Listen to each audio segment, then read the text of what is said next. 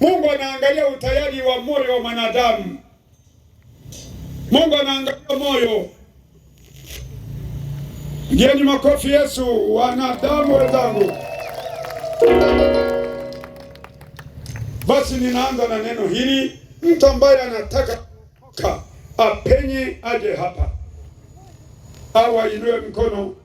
Inua mkono huko uliko wewe ambaye ikuokoka. Usiogope. Inua mkono huku. Mnaangalia wanaoinua mkono. Inua mkono. Njoo huku mbele.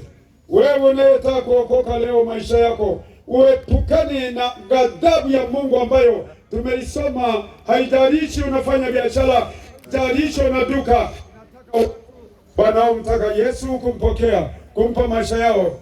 Come to me. Zogaha sukumami chale zogaha na nenale nsukumikala ile andale mwebra mweusi mwenye pilipili. Yehu wa Tanzania anayevuruga ibada za Baeli. Nyati aliyejeruhiwa na wawindaji haramu msituni. Nataka watu wanaotaka kumpokea Yesu, sogeni.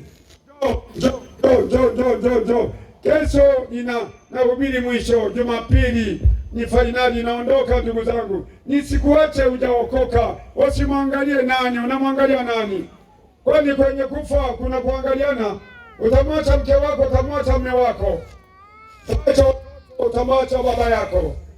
Kwenye kuokoka ni wewe, nafsi yako, unaponya nafsi yako, sio mambo mengine tena. Ita mbele, wewe unaona kwamba maisha yako utaki yaangamie, kama tulivyosoma habari ya Sevania.